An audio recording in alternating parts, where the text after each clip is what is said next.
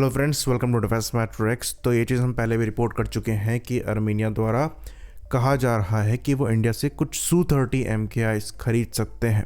इस पर हमने जब पहले बात करी थी तो बताया था कि कैसे ये चीज़ अकेले इंडिया और अर्मीनिया के बीच में पॉसिबल नहीं होगी, बल्कि यहाँ पर रशिया की साइड से भी इन्वॉल्वमेंट ज़रूरी होगा। तो उस समय जब हम इस रिपोर्ट को डिस्कस कर रहे थे तब हमने कहा था कि इसे हमें पिंच ऑफ सॉल्ट के साथ लेना चाहिए और ये उतना सीरियस नज़र नहीं आ रही है, लेकिन बार बार मीडिया में इसको रिपीट करके दोहराया जा रहा है। और इस बार जो रिपोर्ट आई है उसके अंतर्गत जो अर्मीनिया के एमपी हैं यानी मेंबर ऑफ पार्लियामेंट है, उनसे जब सवाल पूछा गया इस मामले में तो उन्होंने इस रिपोर्ट को डिनाई नहीं किया। तो ये चीज़ उनके लोकल मीडिया चैनल्स में चल रही है, जहां पर ये बताया जा रहा है कि कैसे अर्मीनिया द्वारा Su-30 MKIs इंडिया से प्रिक्योर किए जा सकते हैं।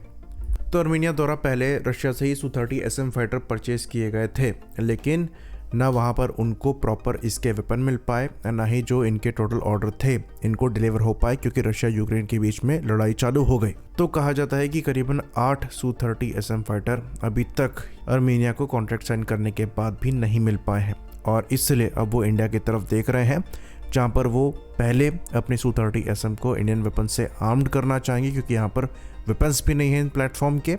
उसके बाद ये एडिशनल Su-30s को परचेज करना चाहेंगे इंडिया से ही, क्योंकि हम इसे इंडिया में ही असेंबल करते हैं। ज़्यादातर पार्ट्स अब हम इनके इंडिया में ही बना रहे हैं, और हमने खुद करीबन 12 Su-30 MKIs ऑर्डर किए हैं, जिनका प्रोडक्शन 2027 से मोस्ट लाइकली स्टार्ट हो सकता है। तो अर्मीनिया द्वारा इसी में सीक आउट किया जा रहा है कि जब इसका प्रोडक्शन स्टार्ट हो तो वो इनके ऑर्डर्स दे दें, ताकि जो रिक्वायरमेंट पेंडिंग इनकी पड़ी हुई है वो पूरी हो पाए। साथ ही साथ जो इंडिया के वेपन्स हम Su-30 MKI में लगा रहे हैं वो इनके Su-30 SM फाइटर में भी लग पाएँ, क्योंकि फ़िलहाल इनके Su-30 SM आर्म्ड नहीं है।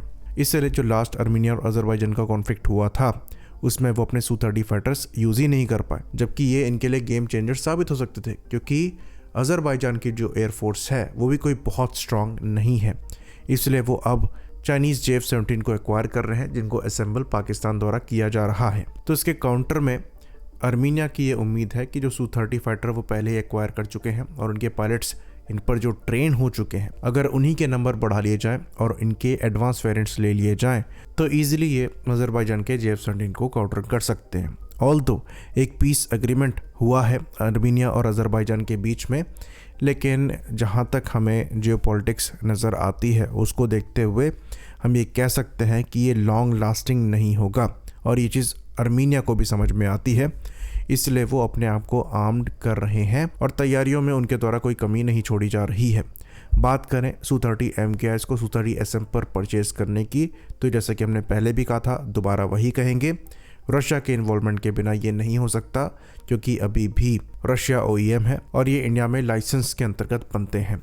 कई पार्ट्स अभी भी रशिया से डायरेक्टली आते हैं। इवन जब हम इनको अपग्रेड कर भी देंगे और मैक्सिमम ऑनबोर्ड इलेक्ट्रॉनिक्स को हम रिप्लेस करके इंडियन लगा भी देंगे, तब भी ये रशियन प्लेटफॉर्म रहेगा और आपको रशिया का इन्वॉल्वमेंट यहाँ पर चाहिए होगा, और इसलिए जब इनको अपग्रेड किया जाएगा तो आपको रशिया का इन्वॉल्वमेंट चाहिए होगा। तो अगर अर्मीनिया द्वारा ये प्लेटफॉर्म खरीदे भी जाते हैं तो वो रशिया के इन्वॉल्वमेंट के बिना नहीं हो सकते, और रशिया को यहाँ पर ये चीज़ अलाउ भी करनी चाहिए, क्योंकि वो खुद 8 एयरक्राफ्ट डिलीवर नहीं कर पा रहे हैं, जिसको वो कमिट कर चुके हैं और कॉन्ट्रैक्ट इसके लिए साइन हो चुका है। तो भी ये साफ नहीं है कि अर्मीनिया द्वारा क्या सीक आउट किया जा रहा है। क्या ये upgraded Su-30 MKIs seek out कर रहे हैं, जो कि हम करने वाले हैं, या फिर जो अभी के स्टैंडर्ड के Su-30 MKIs हैं ये उनको प्रिक्योर करना चाहते हैं इंडियन वेपन्स के साथ। तो अभी भी Su-30 MKI काफ़ी कैपेबल एयरक्राफ्ट है, और इंडियन वेपन्स के साथ जिसमें BVR मिसाइल यहाँ पर ऐड हो जाएंगी और advance air to surface weapons add हो जाएंगे, ये काफ़ी कैपेबल बन जाता है।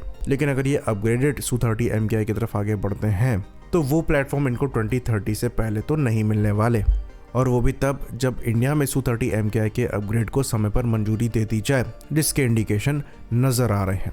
तो अगर हम 2027 की प्रोडक्शन टाइमलाइन के हिसाब से अपग्रेड टाइमलाइन को देखें तो 2030 तक चीज़ें अलाइन हो रही हैं, और ये बहुत ज़्यादा लेट भी नहीं होगा, क्योंकि ये चीज़ हम देख रहे हैं कि कई ऐसे प्लेटफॉर्म्स हैं, चाहे यूरोपियन हो गए चाहे अमेरिकन हो गए, जिनके ऑर्डर 2025 में दिए जा रहे हैं और वो खुद 2030 से पहले डिलीवर नहीं होंगे।